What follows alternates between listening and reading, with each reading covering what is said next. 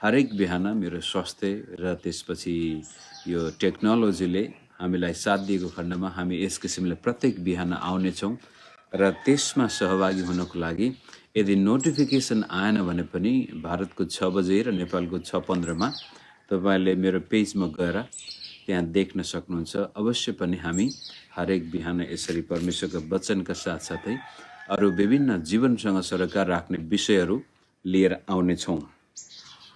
आजको प्रश्न मैले यहाँको सामनेमा राखिसकेको छु कि के एउटा क्रिस्चियन विश्वासीले धनी हुनु हुँदैन त? अर्थात् के एउटा कुनै धनी मानिस स्वर्गको राज्यमा प्रवेश गर्दैन त? ख्रीष्ट येशूले भन्नुभएको छ, ऊँटलाई सिएको नात्रीबाट छिर्न सम्भव छ तर धनीहरूलाई स्वर्गको राज्यमा छिर्न असम्भव छ भन्ने वाक्यांश कतिपटक विश्वासीहरूले त्यतिलाई मात्रै सम्झिराख्छन्। तर त्यो कुरोलाई बयान गर्दै जाँदाखेरि पत्रुसलाई प्रभुले भन्नुहुन्छ, हो एउटा धनी मानिस आफै त स्वर्गको राज्यमा छिर्न सक्दैन, त्यति मात्र होइन गरिब पनि स्वर्गको राज्यमा छिर्न सक्दैन। यदि कोही स्वर्गको राज्यमा छिर्छ भने त्यो परमेश्वरको काम हो। त्यसै कारण प्रभुले त्यही अध्यायमा भन्नुभयो, मानिसको निम्ति यो असम्भव छ, अर्थात् जसरी ऊँट सिएको नाथ्रेबाट छिर्न असम्भव छ त्यसै किसिमले धनी मानिस स्वर्गको राज्यमा छिर्न असम्भव छ। मानिसको निम्ति यो असम्भव छ तर परमेश्वरको निम्ति असम्भव छैन भनेर त्यसको व्याख्या गर्दाखेरि प्रभुले भन्नुभयो, धन सम्पत्तिमाथि विश्वास गर्ने मानिस स्वर्गको राज्यमा प्रवेश गर्ने छैन। अर्थात् दुई मालिकको सेवा हामी गर्न सक्दैनौँ भनेर स्पष्ट रूपले प्रभुले बताउनु भएको छ। त एउटा ख्रीष्ट येशूमा विश्वास गर्ने मानिसले छान्नु परेको खण्डमा रुपियाँ पैसालाई छान्ने या यीशु ख्रीष्टलाई छान्ने, त्यस्तो स्थितिमा कसैले रुपियाँ पैसालाई छान्दछ भनेदेखि त त्यो चाहे त्योसँग प्रशस्तै पैसा होस् चाहे त्यो कंगाल किन नहोस्, यदि उसको जीवनको लक्ष्य र उद्देश्य रुपियाँ पैसा हो भनेदेखि ऊ अहिले चाहे धनी होस् चाहे गरिब होस् परमेश्वरको राज्यमा छिर्न असम्भव छ। धनीले मात्र पैसालाई पुजेको हुँदैन मित्र, गरिबले पनि पैसालाई पुजेको हुन्छ। त्यसकारण जस कसैले जीवनमा पैसालाई परमेश्वरको स्थानमा राखेको छ भनेदेखि त्यो स्वर्गको राज्यमा प्रवेश गर्ने छैन, चाहे त्यो सम्पत्तिवाला होस् चाहे कंगाल किन नहोस्। त तपाईँ र मेरो जीवनमा पैसासँगको हाम्रो सम्बन्धलाई राम्रोसँग बुझेनौँ भनेदेखि यसले हाम्रो विश्वासको जीवनमा बन्धन ल्याउन सक्छ, त्यसका साथसाथै हाम्रो सांसारिक जीवनमा पनि बन्धन ल्याउन सक्छ। कारण गरिबी म सुरुका दिनदेखि नै भन्दै आएको छु, मगजमा लाग्ने रोग हो, पकेटमा लाग्दैन। गरिबी तपाईको भकारीमा लाग्दैन, बैंक अकाउन्टमा लाग्दैन र तपाईको गाई वस्तु खेती किसानीमा लाग्ने चीज होइन। गरिबी मगजमा लाग्ने चीज हो। गरिबी एक सोच हो। त्यस्तै किसिमले सम्पन्नता पनि सोच हो। निकै सम्पत्तिवाला व्यक्ति पनि गरिब हुन सक्छ, उसको सोचमा ऊ गरिब छ भने। र आफूसँग केही नभएको व्यक्ति पनि ऊ सम्पन्न व्यक्ति हुन सक्छ, कारण गरिबी या सम्पन्नता सोच हो। हुन त मेरो बाल्यकाल पनि त्यस्तै किसिमले बित्यो र त्यसपछि मैले पहिलो पटक जुत्ता लगाएको एसएलसी पास गरेर आफ्नो जागिर बाट आएको तलबबाट पहिलो पटक मैले जुत्ता किनेको थिएँ। त्योभन्दा अगाडि एकपटक कसैको जुत्ता लाउन खोज्दाखेरि गाली खानु परेको थियो। एउटा विदेशी मिसनरीले एउटा चर्चमा आफू विदेश फर्किने बेलामा त्यो चर्चमा कसैले जुत्ता लाओस् भनेर छोडेको थियो र त्यो जुत्ता एकजना मित्रले लाउनुहोस् न, पुसमाको त्यो क्रिसमसको बेलामा थियो, चिसो छ, हामी राति क्यारल खेल्न जानु परेछ भनेर लाउँदाखेरि त्यो जुत्ता लाए बाफत निकै गाली खानु परेको थियो। यहाँसम्म कि मेरो कपाल कोर्ने कहिले काइयो थिएन। अब हेर्नुहोस्, एसएलसी पास गर्नुन्जेलसम्म मेरो कपाल कोर्ने काइयो थिएन। एक दिन म कसैको घरमा बसेको बेलामा मैले यसो कपाल कोर्न खोजेको त हिरो बनेको भनेर गाली खाएको थिएँ। म त्यस्तो पृष्ठभूमिबाट आएको मानिस हो। अरूले दिएका लुगाहरू लाएर, अरूले दिएको खाना खाएर बाँचेको एउटा व्यक्ति हुँ एसएलसी पास गरुन्जेलसम्म। अब गाउँ समाजमा अब काम गर्ने यस्तो उस्तो अब आफ्नो आमा बाबु आफ्नो घरतिरको पनि एकदमै नाजुकै गरिबी भए त हुन्थ्यो। अब आमा बाबुको राम्रै नाम थियो त्यो क्षेत्रमा, तर पनि मेरो जस्तो स्थिति थियो। कसैको दयामा बाँचेको व्यक्ति, तर उसको मगजमा कहिले गरिबी थिएन। म 13 वर्षको उमेरमा हुँदाखेरि नापी आएको थियो त्यो हाम्रो गाउँमा। मेरो बुवालाई बडो धर्मसङ्कट परेको थियो त्यो बेलामा। यो नापी छोराको नाममा नाप्ने कि ननाप्ने भन्दाखेरि, अनि त्यो लामो कथा छ, मैले मेरो किताबमा पनि उल्लेख गरेको छु। 13 वर्षको उमेरमा मैले निर्णय गरेको थिएँ कि त्यतिखेर यीशु प्रभु परमेश्वर मलाई थाहा थिएन, तर मलाई यति थाहा थियो कि म बुवाको सम्पत्तिको 1 सेन्टका पनि लिँदिनँ। कारण बुवाले म प्रति गर्नुभएको शङ्का, यसले भाइलाई मार्छ भन्ने जुन अभिव्यक्ति बुवाको मुखबाट सुने, अनि मैले त्यतिखेर निर्णय गरेको थिएँ कि म मेरो जीवनमा आफै कमाएर आफ्नै खुट्टामा उभिनेछु। म बुवाको सम्पत्तिको 1 सेन्टका पनि लाने छैन। 13 वर्षको उमेरमा हाम्रो त्यो त्यस्तै किसिमको घर थियो। त्यो आँखी ज्यालहरू थिए, त्यसको छेउछाउमा मौरीका के भन्छ त्यो मौरीहरू राखेको थियो। मौरीहरू उफ्रिरहेका थिए, खेलिरहेका थिए। उर्याल खेल्छ भन्छ पश्चिमी भाषामा। त्यति बेलामा पनि एउटा 13 वर्षको बच्चा जसले जीवनमा धेरै सङ्घर्ष गरिरहेको थियो, त्यसको मगजमा गरिबी थिएन। त्यसपछि ख्रीष्ट येशूमा विश्वास गरेपछि त त्यो मगजले यस्तो गजबको संसार पत्ता लगाइदियो, जुन संसारमा उसको हातमा केही नहुँदा पनि उस गजबको आँट आएको थियो। म के भन्न चाहन्छु भनेदेखि, गरिबी तपाईहरु मेरो सोचमा लाग्ने कुरो हो, मगजमा लाग्ने कुरो हो। तपाईहरु मेरो विचार गर्ने शैली हो, हातमा होइन। त्यसपछि 17-18 वर्षको उमेरमा ख्रीष्ट येशूलाई विश्वास गरे।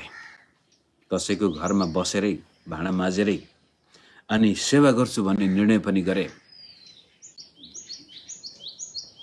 एसएलसी अझै सिध्याउन सकेको थिएन र त्यति बेलामा मैले एउटा प्रार्थना गरे, प्रभु जीवनमा मैले पैसा कमाउन सकेको खण्डमा, मेरो हातमा पैसा परेको खण्डमा म मेरो घर बनाउनु भन्दा पहिला तपाईको निम्ति एउटा चर्च बनाउने छु, तपाईको घर बनाउने छु। त्यो एउटा कसैको घरमा भाँडा माझ्ने ठिटोले, गाउँले ठिटोले भन्दैछ, परमेश्वर मेरो हातमा पैसा परेको, मैले पैसा कमाउन सकेको खण्डमा म मेरो घर बनाउनु भन्दा पहिला तपाईको घर बनाउने छु नभन्दै त्यसको केही दशकपछि अथवा 15-16 वर्षपछि गजबले काठमाडौँमा उदयको काम गर्नुभयो प्रभुले मेरो जीवनमा। त्यो घर, त्यो चर्च भवन सिंगल ह्यान्डेडली भने पनि हुन्छ र मलाई मद्दत गर्ने एकजना अर्को व्यक्ति प्रभुले जुटाउनु भएको थियो। त्यसपछि अचम्म तरिकाले परमेश्वरले त्यहाँ एउटा राम्रो चर्च भवन काठमाडौँमा भावी पुस्ताको लागि पनि छोड्ने मौका प्रभुले दिनुभयो। त म के भन्दैछु भनेदेखि, मैले तपाईँलाई एक किसिमको त्यो कहीँ अरूबाट सुनेर भनेको होइन, यो मेरो जीवनको एउटा ज्वलन्त उदाहरण दिएको छु। तपाईँ गरिब हो भनेदेखि सोचको कारण गरिब हो। र म भन्दै आएको छु, मेरो पकेटमा 1 रुपियाँ नहुँदा पनि, मानिसले मलाई हेला गर्दाखेरि पनि मलाई कहिले यो लागेन कि म गरिब हुँ। त्यसपछि अब एउटा ख्रीष्ट येशूमा विश्वास गर्ने मानिसले कसरी चाहिँ अब रुपियाँ पैसालाई हेर्नुपर्छ भन्ने कुरा यहाँको सामनेमा म राख्न चाहन्छु। त्यसको लागि हामी व्यवस्थाको किताबमा जाउँ। यदि मगजमा त्यो लाग्ने हो भने हामीले मगजमा नै त्यसलाई तोड्नुपर्छ। र रुपियाँ पैसाको बारेमा कुरा गर्दाखेरि फेरि एउटा कुरो भनिहालौँ, हामी किन गरिब हुन्छौँ भनेदेखि, जो अहिले जोसँग हाम्रो सम्पत्ति छैन, जो कमजोर छौँ, ऋणमा परेका छौँ, यो रुपियाँ पैसासँगको गलत सोचको कारण पनि हुन सक्छ।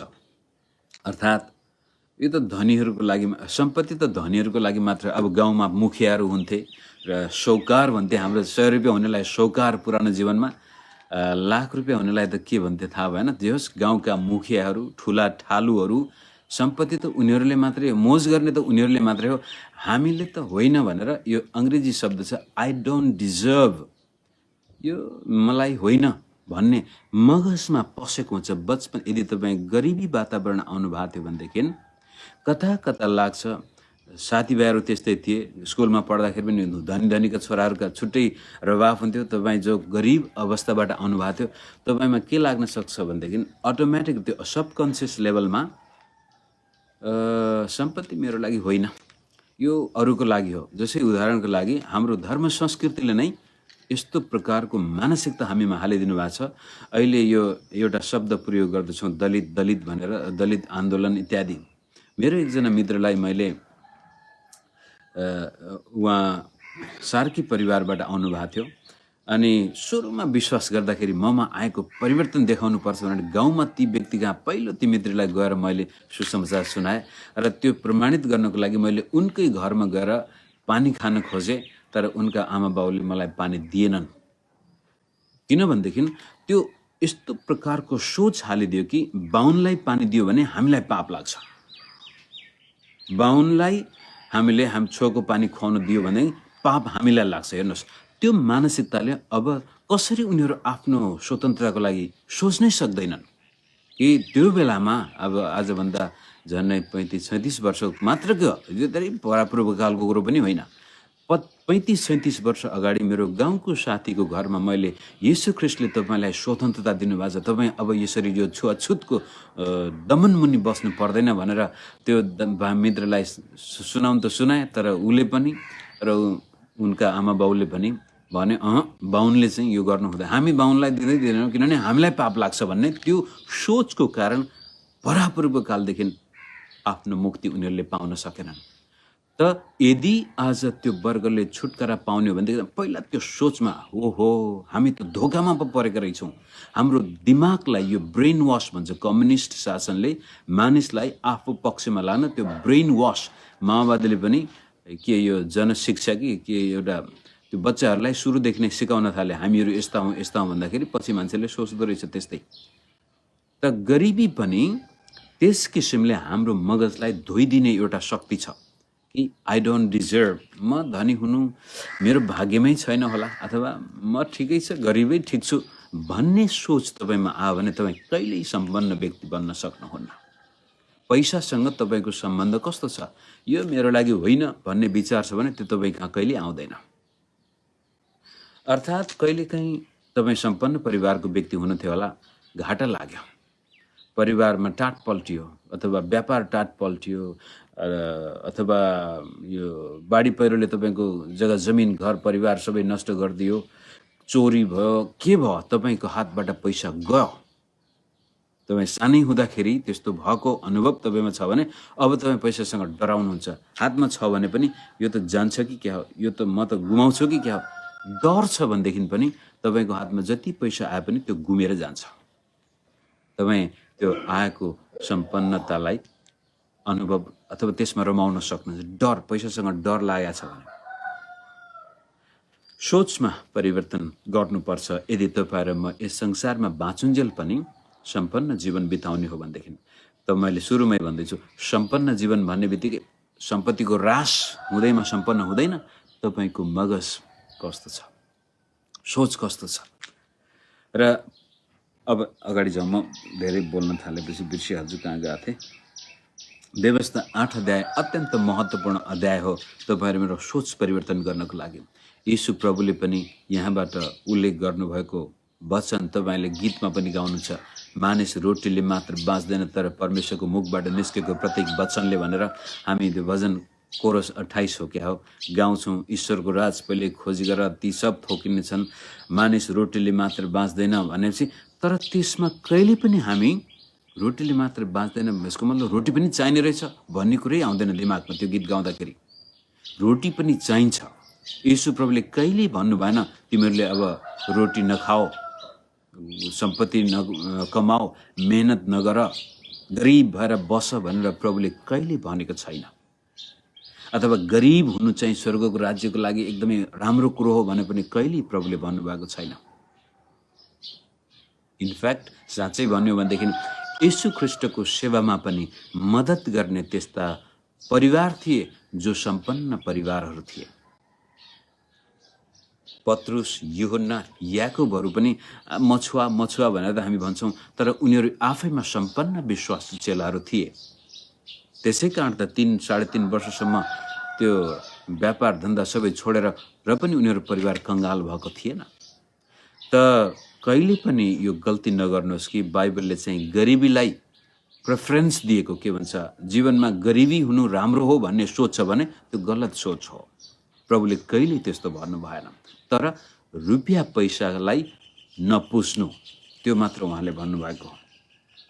अब त्यसलाई चुनौती दिन म व्यवस्था 8 अध्याय सुरुदेखि अन्तसम्म पढ्छु, मसँगै ध्यान दिनुहोला।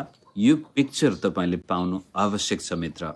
यदि तपाईँसँग सम्पत्ति छैन भने पनि परमेश्वरमा विश्वास गर्न सक्नुहुनेछ, छ भने पनि आफूसँग भएको चिजवस्तुको सही सदुपयोग गरेर त्यसको उद्देश्य अनुसार जिउन सक्नु होस् भन्ने मेरो चाहना हो।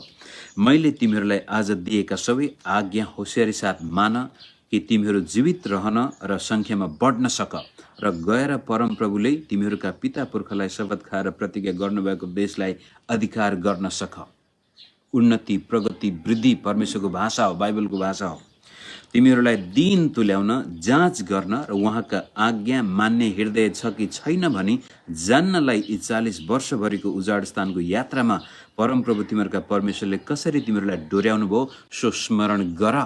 तिमीहरूको हृदय जाँच्नको लागि परमेश्वरले 40 वर्षसम्म डोर्याउनु भएको कुरो याद गर। 3 पद, उहाँले तिमीहरूलाई नम्र बनाउन भोकले पीडित तुल्याउनु भयो। यदि यो प्रभुको योजना, दुःख कष्ट आउन सक्छ, गरिबी आउन सक्छ, यसको मतलब यो प्रभुको इच्छा हो। म गरिब बनाउनको लागि प्रभुले मलाई गरिब बनाएको होइन कि म भित्र कस्तो हृदय छ त्यो जाँच्नको लागि सायद ती दिनहरू पनि प्रभुले ल्याउन सक्नुहुन्छ। भोकले पीडित तुल्याउनु भयो अनि तिमीहरूलाई मन्न खुवाउनु भयो। भोकले पीडित भएको अवस्थामा प्रभुले मन्न दिनुभयो, जसको बारेमा तिमीहरूलाई र तिमीहरूका पिता पुर्खाहरूलाई थाहै थिएन। मानिस भोजनले मात्र होइन तर परमप्रभुको मुखबाट निस्केको प्रत्येक वचनले जिउँछ भन्ने कुरो बुझाउनलाई यसो गर्नु भएको हो। हेर्नुहोस्, बुझाउनु पर्यो कि वास्तवमा हाम्रो जीवनको स्रोत चाहिँ परमेश्वर हो। त्यसै कारण प्रभुले तिमीहरूलाई उजाड स्थानमा भोकले दुःख दिनुभयो, त्यसपछि मन्ना दिनुभयो।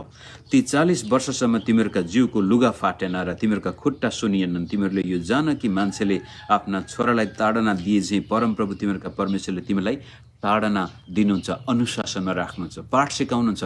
यदि तपाईँ परमेश्वरका आज्ञा उल्लङ्घन गर्दै हुनुहुन्छ, मण्डलीमा जान पनि तपाईँलाई मन छैन, परमेश्वरलाई दिनुपर्ने बेटी दशांशमा कहिल्यै इज्जत गर्नु भएको छैन, अनि प्रार्थना पवित्रतामा ध्यान दिनु भएको छैन भनेदेखि परमेश्वरले तपाईँको जीवनमा यस्तो प्रकारको अनुशासन ल्याउन सक्नुहुन्छ। तपाईँसँग भएको सम्पत्ति पनि तपाईँ उपभोग गर्न नसक्ने अवस्थामा पनि पुग्न सक्नुहुन्छ होला। कारण यदि तपाईँले, म अगाडि जाँदैछु, परमेश्वरलाई बिर्सेर सम्पत्तिको पछि मात्र लाग्नुभयो भनेदेखि त यो संसार हात पारेर आफ्नो प्राण मैले गुमायो भने सबै कुरो गुम्यो। 6 पद, परमप्रभु तिमीहरूका परमेश्वरका मार्गमा हिँडेर उहाँको भय मानेर उहाँका आज्ञाहरू पालन गर, किनकि परमप्रभु तिमीहरूका परमेश्वरले तिमीलाई एउटा असल देशमा लैजाँदै हुनुहुन्छ। त्यहाँ खोला नाला र मूल फुटेका पानी पहाड र बेसी भएर बग्छन्। त्यो देश गहुँ, जौँ, दाख, नेवरा, दारिम, भद्राक्षको तेल र महले भरिएको छ। त्यस देशमा तिमीहरूलाई अन्नको अभाव हुने छैन, त्यहाँ तिमीहरूलाई कुनै कुराको घटी हुने छैन। त्यस देशमा ढुङ्गाहरू फलामका छन् र त्यहाँका पहाडबाट तिमीहरूले तामा निकाल्नेछौ। जब तिमीहरू तृप्त हौन्जेल खान पाउनेछौ, तब तिमीहरूलाई दिनुभएको असल देशको निम्ति तिमीहरूले आफ्ना परमेश्वरको प्रशंसा गर। यदि तपाईँको हातमा सम्पत्ति छ, स्वास्थ्य छ, सम्मान छ भने अब त्यसको निम्ति परमेश्वरलाई प्रशंसा देऊ। 11 पद, सावधान बस, अब होशियार हुनुहोस्। मैले तिमीहरूलाई आज दिएका उहाँका आज्ञाहरू र उहाँका विधि विधान उल्लङ्घन गरेर परमप्रभु तिमीहरूका परमेश्वरलाई नभुल, नत्रता जब तिमीहरू खाएर तृप्त हुनेछौ र राम्रा राम्रा घरहरू बनाएर बस्नेछौ, जब तिमीहरूका बगाल र बथानको वृद्धि भएर जानेछ र तिमीहरूका सुन चाँदी र तिमीहरूसित भएका सबै थोक प्रशस्त हुनेछन्, तब तिमीहरू अहङ्कारी भएर तिमीहरूलाई दासत्वको देश मिश्रबाट ल्याउनु हुने परमप्रभु तिमीहरूका परमेश्वरलाई भुल्ने छौ। उहाँले तिमीहरूलाई विषालु सर्प र बिच्छीहरू भएको निर्जल र रुखो भूमि भएको विशाल र भयानक उजाड स्थानको बीचमा डोर्याउनु भयो। उहाँले तिमीहरूका निम्ति चट्टानबाट पानी निकाल्नु भयो। अन्त्यमा तिमीहरूको भलो होस् भनेर उजाड स्थानमा तिमीहरूका पुर्खालाई थाहा नभएको मन्न खुवाएर उहाँले तिमीहरूलाई नम्र तुल्याउनु भयो र जाँच्नु भयो। यस किसिमले परमेश्वरको वचनले इजरायलीहरूलाई बडो गजबको चेतावनी दिँदैछ, हेर परमेश्वरले तिमीहरूको उन्नति गर्नुहुनेछ, प्रगति गर्नुहुनेछ, तिमीहरूको देश सम्पन्न हुनेछ, तर तिमीहरूले परमेश्वरलाई नभुल्नु। अब मुख्य पदमा म आइपुगेको छु, 17 पद। हाम्रा हातको शक्ति र बलले नै यो धन सम्पत्ति हामीले कमायौँ भने तिमीहरूले मनमा सोचौला, मैले गरेको हुँ, म भन्ने शब्द आउला। तर परमप्रभु तिमीहरूका परमेश्वरलाई सम्झ, किनकि उहाँले नै तिमीहरूलाई धन सम्पत्ति प्राप्त गर्ने शक्ति दिनुहुन्छ। यसरी नै उहाँले तिमीहरूका पुर्खासित बाँध्नुभएको करार स्थिर गर्नुहुन्छ, जो आजसम्म छ। यस किसिमले मित्र तपाईँले सुन्नुभएको छ होला, संसारमा यहुदीहरू जहाँ जान्छन् त्यहाँ उनीहरू सम्पन्न हुन्छन्। जुनसुकै देशमा यहुदी जातिले प्रवेश गर्दछ त्यहाँ तिनीहरूले आफैलाई आर्थिक क्षेत्रमा उच्च वर्गमा भेट्टाउँछन्, बौद्धिक क्षेत्रमा उच्च वर्गमा भेट्न। आजको विश्वमा यो नोबेल पिस प्राइज के भन्छ, शान्ति पुरस्कार पाउने हरेक क्षेत्रमा अधिकांश यहुदीहरू छन्। विद्वान दर्शन शास्त्रीहरू यहुदीहरू छन्, वैज्ञानिकहरू यहुदीहरू छन्, र त्यति मात्र नभएर विश्वको अर्थतन्त्रलाई नियन्त्रण गर्ने व्यक्तिहरूमा अधिकांश यहुदीहरू छन्। किनभनेदेखि परापूर्व कालदेखि नै परमेश्वरले हामीलाई सम्पत्ति कमाउने शक्ति दिनुभएको छ भन्ने कुरा उनीहरूको मगजमा पसेको छ।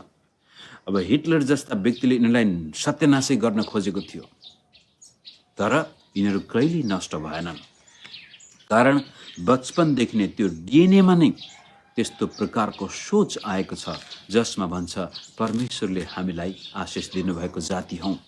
त त्यस्तै किसिमले मैले आज यहाँको सामनेमा राख्न खोजेको कुरो के भनेदेखि, ख्रीष्ट येशूमा विश्वास गर्ने व्यक्तिले यो कहिल्यै नसोचोस् कि म त गरिब हुनको लागि प्रभुले बोलाएको हो, म कमजोर हुनको लागि बोलाएको होइन। परमेश्वरले संसारका कमजोर कुराहरूलाई छान्नु भएको छ, गरिब कुराहरूलाई छान्नु भएको छ, नीच कुराहरूलाई छान्नु भएको छ, ताकि जो शक्तिशाली बलवान धनवान थिए, परमेश्वर रहित थिए, र तिनीहरूलाई शर्मिन्दा बनाउन परमेश्वरले यस्ता कुराहरू छान्नु भएको छ भनेर बडो स्पष्ट भाषामा भनेको छ। र तपाईँ र म त्यस्तै अवस्थामा छानिएका व्यक्तिहरू हौँ, र प्रभुले हामीलाई यस संसारमा रहुन्जेल पनि सशक्तिकरण गर्नुभएको छ। र त्यो सशक्तिकरणको सुरुवात चाहिँ सोचबाट सुरु हुन्छ मित्र, हातबाट होइन। मेहनत गरेर हड्डी फुटाएर पसिना बगाएर वास्तवमा मानिस धनी हुन सक्दैन। सोचबाट धनी हुन सक्छ, विचारबाट धनी हुन सक्छ। धनी मानिसहरू कहिले पनि हड्डी फुटाएर मेहनत गर्दैनन्, उनीहरूको दिमाग चलाउँछन्। उनीहरूको सुरु हुन थाहा हुन्छ कि मैले जे मसँग छ, आई डिजर्भ, यो मेरो लागि छ। र यदि ख्रीष्ट येशूमा विश्वास गर्ने मानिसहरू भनेदेखि उनीहरू परमेश्वरलाई धन्यवाद दिन्छन्। परमेश्वर प्रतिको उनीहरूको भक्तिमा कहिले घटिकमी आउँदैन। हामीलाई त लाग्न सक्छ यो धनी छ, यसले त के प्रभुलाई विश्वास गर्ला र, होइन मित्र। त्यस्तो व्यक्तिहरू परमेश्वरबाट हटेर गइहाल्छन् यदि परमेश्वरलाई छोडेर सम्पत्तिको पछि, र त्यसको केही समयपछि उनीहरूको जीवन अस्तव्यस्त भएको पनि देख्नुहुन्छ। नष्ट सम्पत्तिले उनीहरूलाई खाइदिन्छ। तर जससँग सम्पत्ति छ, सन्तुष्टि छ, आनन्द छ, अब त्यसलाई हामी अर्कोतिरबाट हेरौँ। यो त पुरानो नियमको कुरो गर्यो, यसले भन्नुहुन्छ होला कतिपटक। म तपाईँलाई नयाँ नियममा 2टा खण्ड पढेर आज मेरो यो पाठ सिध्याउन चाहन्छु। दोस्रो कोरिन्थी 8 अध्यायको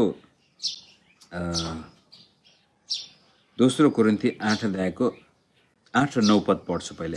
मैले यो आज्ञाको रूपमा भनेको होइन, तर अरूहरूको जोशसँग तुलना गरेर तिमीहरूको प्रेम पनि साँचो हो भन्ने प्रमाणित गर्नलाई मैले यो भनेको। यो चाहिँ मण्डलीको निम्ति, म्यासेडोनियाका कोरिन्थीका मण्डलीहरूलाई यरुसलेमको मण्डलीको निम्ति आर्थिक सहायता सङ्कलन गर्दै हुनुहुन्थ्यो पौल, र त्यहाँका विश्वासीलाई भन्दै हुन्थ्यो देव त तिमीहरूलाई दिइनेछ भन्ने भाषा प्रयोग गर्दै हुनुहुन्थ्यो। र त्यसै सिलसिलामा उहाँले भन्दैछ, म तिमीहरूलाई आज्ञा त होइन, तर म्यासेडोनियाका फिलिपीका विश्वासीले धेरै दिएको छ, तिमीहरूले पनि त्यस्तै किसिमले दिन सक भनेर उहाँले यो जोडसँग भन्दै हुनुहुन्छ। र 9 पदमा, किनकि हाम्रा प्रभु यीशु ख्रीष्टको अनुग्रह तिमीहरूलाई थाहा छ, उहाँ धनी हुनुहुन्थ्यो तरै पनि तिमीहरूका खातिर उहाँ गरिब हुनुभयो, ताकि उहाँको गरिबीबाट तिमीहरू धनी हुन सक। अब अधिकांश बाइबल कमेन्टेटरहरू यसलाई खालि आत्मिक रूपको धनी हुनु भनेको हो भनेर अर्थ लगाउँछन्। तर यो दोस्रो कोरिन्थी 8 र 9 अध्यायमा पावलले हो आत्मिक कुराहरू पनि छन्, आत्मिक धनी नभइकन भौतिक कुराको त कुरै आउँदैन, तर भौतिक कुराहरू पनि त्यसमा समावेश गरिएका छन्। त्यसै किताबको 9 अध्यायको 8-6बाटै हेरौँ। तर कुरो यही हो, दोस्रो कोरिन्थी 9:6बाट पढ्दैछु, कि थोरै छर्नेले थोरै कटनी गर्छ र प्रशस्तसँग छर्नेले प्रशस्त कटनी गर्छ। अनि हरेक मानिसले आफ्नो मनमा सङ्कल्प गरे बमोजिम देओस्, इच्छा नभई होइन, न त कर्कापमा परेर, किनभने खुसी साथ दिनलाई परमेश्वरले प्रेम गर्नुहुन्छ। परमेश्वरले तिमीहरूलाई हरेक आशिष प्रशस्त मात्रामा दिन सक्नुहुन्छ, ताकि तिमीहरूसित सधैँ नै हरेक कुरा प्रशस्त होस् र हरेक असल कामको निम्ति तिमीहरूले प्रशस्त मात्रामा दिन सक। अनि तल पढ्दै जाँदाखेरि तपाईँले देख्नुहुनेछ, छर्नेलाई बिउ पनि प्रभुले, खानलाई भोजन पनि परमेश्वरले दिनुहुन्छ। यदि तपाईँहरू मेरो हातमा केही छैन उन्नति प्रगति गर्नको लागि, त्यति बेलामा परमेश्वरले त्यो कुरो हाम्रो हातमा दिनुहुनेछ। र त्यसपछि हामी त्यसमा कसरी विश्वासयोग्य भएर अगाडि जान्छौँ, त्यसले निर्धारण गर्नेछ हामीसँग प्रशस्त छ या छैन भनेर। अनि 10-11 पदमा, छर्नेलाई बिउ र खानलाई भोजन दिनुहुनेले तिमीहरूलाई बिउ दिनुहुनेछ र त्यसमा वृद्धि गराउनुहुनेछ, अनि तिमीहरूका धार्मिकताको फसल बढाउनुहुनेछ। तिमीहरूको ठुलो उदारताको निम्ति हरेक कुरामा तिमीहरू धनी तुल्याइनेछौ, जुन उदारताले हामीद्वारा परमेश्वरमा चढाउने धन्यवाद उत्पन्न गराउनेछ। यस किसिमले पावलले कोरिन्थीका विश्वासीलाई बडो स्पष्ट भाषामा भन्नुहुन्छ कि यीशु ख्रीष्टले तपाईहरु मेरो पाप मात्र नभएर, रोग व्याज मात्र नभएर, श्राप मात्र नभएर गरिबी पनि बोक्नु भएको छ। र हाम्रो मगजमा यदि गरिबीको बन्धन छ भने त्यसलाई तोड्नको लागि अब कल्वरी क्रुसमा झुन्निनु भएको यीशुलाई हेर्नुहोस् र भन्नुहोस्, धन्यवाद यीशु, तपाईले मेरा पापबाट मुक्ति दिनुभयो, मेरा श्रापबाट मुक्ति दिनुभयो, मेरा रोगबाट मलाई चङ्गाइ दिनुभयो, र यहाँसम्म कि आज मलाई मेरा गरिबीबाट पनि तपाईले छुटकारा दिनुभएको छ। भौतिक चीज वस्तुमा पनि तपाईले मलाई आशिष दिनुभएको छ, प्रशस्त मात्रामा, अलिअलि मात्र होइन, प्रशस्त मात्रामा। त्यस किसिमले तपाईँ र मेरो सोच हामीले परिवर्तन गरेको खण्डमा हाम्रो यो भौतिक जीवनमा पनि परमेश्वरीय आशिष हामीले उपभोग गर्नेछौँ। तर सोच परिवर्तन गरेका छैनौँ, सोचेका छौँ ओहो फलानु व्यक्ति कति धनी, म पनि त्यस्तै हुन पाए त कति राम्रो हुन्थ्यो होला भनेर अरूको आरेस गर्नु भएको छ, ईर्ष्या छ तपाईँमा, डाहा छ भनेदेखि तपाईँले यीशुलाई चिन्नु भएको छैन। कुनै पनि व्यक्तिसँग हामी डाही हुनु हुँदैन। चाहे तपाईँ र म एउटा सानो झोपडीमा बसेको होस् र त्यो छेउमा एउटा ठुलो महलवाला व्यक्ति बसेको छ भने पनि त्यो व्यक्तिलाई हेर्दाखेरि त्यो डाहाको नाम निशानै त्यहाँ हुनु हुँदैन। बरु त्यो व्यक्तिलाई आशिष दिनु, ओहो गजब राम्रो छ, परमेश्वरले यो मान्छेलाई धेरै आशिष, यो त बुद्धिमान रहेछ, यसले त राम्रो कमाओ भनेर त्यसलाई आशिष दिन सक्नुभयो भने त्यसले के देखाउँदैछ भनेदेखि तपाईँ परमेश्वरमा बाँचेको मानिस हो। कारण अब दोस्रो पहिलो तिमोथी 6 पदबाट म पढ्छु। सन्तुष्टि सहितको भक्ति नै ठुलो लाभ हो। सन्तुष्टि, प्रभुले मेरो हातमा जे दिएको छ त्यसमा म सन्तुष्ट छु भनेर परमेश्वरलाई चिनेको व्यक्तिले उजाड स्थानमा हुँदाखेरि पनि ऊ आत्तिनु पर्दैन। मन्न खुवाउने जिम्मा परमेश्वरको हो। अनि प्रभुले भन्नुभयो, तिमीहरूको उजाड स्थानमा 40 वर्षसम्म हिँड्दाखेरि तिमीहरूका खुट्टा सुनिएन, अर्थात् ती जुत्ता फाटेनन् र शरीरको लुगा पनि फाटेन। त सन्तुष्टि सहितको व्यक्ति त्यो व्यक्ति हो जसले आफ्नो जीवनका आत्मिक, भौतिक, आर्थिक सबै आवश्यकता परमेश्वरले पुरा गर्नुहुन्छ भन्ने विश्वास गर्दछ र प्रभुले दिएका कुराप्रति ऊ धन्यवादी हुन्छ। र त्यसपछि उसलाई यो पनि विश्वास हुन्छ कि प्रभुले दिएको बिउ मेरो हातमा के छ, मलाई दान वरदान दिनुभएको छ कि, मलाई कुनै ट्यालेन्टहरू, गिफ्टहरू दिनुभएको छ कि, अब म यसलाई छर्नेछु, रोप्नेछु र यसमा वृद्धि दिने काम परमेश्वरको हो। तपाईँसँग अहिले खाना लाउन ठिक्क पुगेको छ भनेदेखि पनि अब त्यसबाट पनि परमेश्वरको महिमाको लागि तपाईँले केही न केही इज्जत प्रभुलाई दिनुपर्छ। र एउटा कुरो भनिहालौँ, यदि कोही व्यक्ति इमान्दारीपूर्वक भेटी र दशांश दिन्छ भने, उदार चित्तले प्रभुमा धन्यवादी भएर दिन्छ भने त्यो व्यक्ति जीवनमा कहीँ न कहीँबाट परमेश्वरले आर्थिक उन्नति ल्याउनुहुन्छ। मित्र, यो बाइबलीय सन्देश हो। यो प्रस्पेरिटी गस्पलको विरोध गर्ने पास्टरहरूले कहिलेकाहीँ विश्वासीलाई यी कुराहरू नबताइदिँदाखेरि विश्वासीहरूमा एक किसिमको भ्रम फैलिएको छ। र यो प्रस्पेरिटी गस्पलको विरोध ती पास्टरहरूले गर्दछन् जो आफू 3 पुस्तासम्मको लागि धनी भइसकेका छन् अनि भन्छन् हामी त रुपियाँ पैसाको पछि लाग्नु हुँदैन भनेर।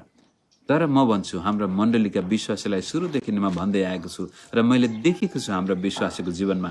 हिजो अस्ति उहाँ आर्थिक रूपले एकदमै कमजोर हुनुहुन्थ्यो अनि मैले सिकाउँदै आएको थिएँ, विश्वास गर्नुहोस् प्रभुले तपाईँलाई तपाईँको हातको मेहनतमा आशिष दिन सक्नुहुन्छ। नभन्दै अधिकांश हाम्रो चर्चका विश्वासीले राम्रो उन्नति गरेको छ र त्यो देख्दा मलाई खुसी लाग्छ। त कतिपय यी पास्टरहरू, यो लेखकहरू जो विश्वासीहरू रुपियाँ पैसाको पछि लाग्नु हुँदैन यान त्यान भनेर यो प्रस्पेरिटी गस्पल, फलिफाप के अरे प्रशस्तताको, सम्पन्नताको सुसमाचारको विरोध गर्ने ती मानिसहरू हुन् जसले 3 पुस्तासम्म पुग्ने सम्पत्ति कमाइसकेको छ ठगठाग गरेर मिसनको नाममा, चर्चको नाममा। अनि आज हामीलाई सिकाउँछन् हामी गरिब हुनुपर्छ। यो सोचबाट तपाईँ मुक्त हुनुहोस् मित्र। प्रभु तपाईँलाई भौतिक क्षेत्रमा पनि माथि लैजान सक्नुहुन्छ, चाहनुहुन्छ। त्यसको प्रावधान सबै जुटाइसकेको छ। तर इमान्दारिता साथ प्रभुको डरमा, प्रभुको भयमा, इज्जतमा तपाईँ जब सम्पत्ति कमाउँदै हुनुहुन्छ भनेदेखि त्यो सम्पत्ति उपभोग गर्दाखेरि तपाईँको विवेकले नदोस्याओस्। तपाईँले राम्रो घर बनाउनु भएको छ भनेदेखि त्यो भ्रष्टाचार, ठगठाग, अरूलाई शोषण गरेर होइन, आफ्नो इमान्दारिताको कमाइबाट तपाईँ त्यो घरमा बस्नु भएको छ भनेदेखि बडो गजबले निन्द्रा लाग्नेछ। तर सेवाकाईको नाममा ठगेको, विदेशीलाई ठगेको, अनाथालयहरू खोलेर अनि अनाथहरूलाई ठगेर आफू चाहिँ धनाढ्य भएको त्यो सम्पत्तिले श्राप ल्याउनेछ, आशिष होइन। त्यो त अहङ्कारी, स्वार्थी र त्यसमा विनाश आउनेछ। तर परमेश्वरमा भरोसा राखेर, मेहनत गरेर, परिश्रम गरेर अनि नयाँ नयाँ विचारहरू प्रभुले दिनुभयो कि तपाईँसँग भएको सम्पत्तिलाई कहाँ लगानी गर्नुहुन्छ र त्यस किसिमले परमेश्वरको चमत्कार पनि हुनसक्छ। कहिलेकाहीँ तपाईँमा कोही उपाय नै छैन, अब कहाँबाट आर्थिक उन्नति गर्ने थाहा नै छैन, त्यति बेलामा प्रभुले चमत्कार, स्वर्गको मन्ना पनि आउन सक्छ। र त्यसलाई स्वीकार गर्दाखेरि परमेश्वरलाई पहिलो स्थान दिनुभयो र भन्नुभयो, हे परमेश्वर, सम्पत्ति कमाउन सक्ने शक्ति पनि तपाईँले नै दिनुभएको कारण मेरो हातमा यो छ भनेर सक्नुहुन्छ भने तपाईँ आशिषित व्यक्ति हो। तर आफूसँग भएको सम्पत्ति कसरी अरूलाई ठगेर, चोरेर कमाउनु भएको थियो भनेदेखि त्यसले तपाईँलाई कहिल्यै सन्तुष्टि दिने छैन, जतिसुकै थुपार्नुहोस्। र शरीरमा स्वास्थ्य पनि त्यसरी नै असर पर्नेछ। भएको सम्पत्ति खान सक्नुहुने छैन, राति सुत्दाखेरि त्यो सुनको पलङमा निन्द्रा लाग्दैन, के गर्ने त्यो सम्पत्तिले? त सन्तुष्टि सहितको मतलब परमेश्वरमा भरोसा राखेर प्रभुले जति दिनुभएको छ प्रभुलाई धन्यवाद होस्। उहाँले थप्न सक्नुहुन्छ, म विश्वास गर्छु प्रभुले थप्न सक्नुहुन्छ। र यो सोच तपाईँमा आयो भनेदेखि तपाईँ अत्यन्तै आशिषित व्यक्ति हुनुहुन्छ। आज मैले अलिक लामो तानेको छु र अन्तिममा म पढ्दै जान्छु यो पहिलो तिमोथी 6:8 तर खान र लाउनसम्म छ भने हामी त्यसैमा सन्तुष्ट हुनेछौँ। 7 किनकि हामीले न त यस संसारमा केही ल्यायौँ न यहाँबाट केही लैजान नै सक्छौँ, तर खाना र लाउनसम्म छ भने हामी त्यसैमा सन्तुष्ट हुनेछौँ। तर धनी हुने इच्छा गर्नेहरू परीक्षामा पर्छन्, पासोमा फस्छन् र धेरै अर्थहीन र दुःखदायी इच्छाहरूमा डुब्छन्, जसले मानिसहरूलाई बर्बादी र सर्वनाशमा डुबाउँछ। किनभने रुपियाँ पैसाको मोह नै सबै किसिमका खराबीको जड हो। पैसाको लोभमा परेर कोही विश्वासबाट कुमार्गतिर लागेको छन् र धेरै पीडाले तिनीहरूका हृदय घोचेको छ। यो धनी हुन चाहने इच्छा गर्नेहरू यो चाहिँ ती व्यक्तिहरू हुन् जो आफूसँग भएका चिज वस्तुमा सन्तुष्ट छैनन्, उनीहरूलाई पुगेको छैन। अझ अरू असन्तुष्ट मानसिकता बडो दुःखलाग्दो मानसिकता हो। असन्तुष्टि यस्तो प्रकारको रोग हो, यसले तपाईँको जीवनलाई नारकीय बनाइदिन सक्छ।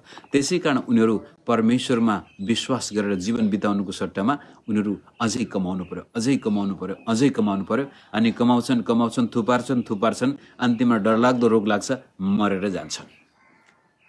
त तपाईँ जहाँ हुनुहुन्छ, जस्तो हुनुहुन्छ, प्रभुले जति दिनुभएको छ त्यसमा धन्यवाद धन्यवादी भएर परमेश्वरलाई प्रशंसा दिनुहोस् र त्यसका साथसाथै विश्वास गर्नुहोस् कि तपाईँ जीवनमा उन्नति गर्न सक्नुहुनेछ र तपाईँलाई प्रभुले दिएका आशिषहरू पूर्ण रूपले उपभोग गर्नको लागि म योग्यको छु भनेर पनि विश्वास गर्नु पर्यो र पैसासँग दुश्मनी पनि नगर्नुहोस् र पैसालाई पूजा पनि नगर्नुहोस्, पैसालाई घृणा नगर्नुहोस्। तपाईँको भाषा पैसा भने के हो र, गरिब भए पनि ठिकै छ भन्नु भन्छ ठिकै छ, पैसाले तपाईँलाई त्यो आउनुपर्ने आवश्यकता, तर पैसालाई घृणा पनि नगर्नुहोस्, पैसालाई पूजा पनि नगर्नुहोस्, पैसालाई पैसाको रूपमा हेर्नुहोस् र तपाईँ मेरो जीवनमा हामी अवश्य पनि सन्तुष्टिले भरिएको व्यक्ति बन्नेछौँ, सफल व्यक्ति बन्नेछौँ र अरूको दुःख कष्टमा पनि हात बढाउन सक्ने व्यक्ति बन्नेछौँ। आजको यो लामो खण्डलाई यहीँ राख्छु र बाँकी यस विषयमा बिस्तारै अरू कुरा गर्दै जाउँला। आजको लागि जय मसीह।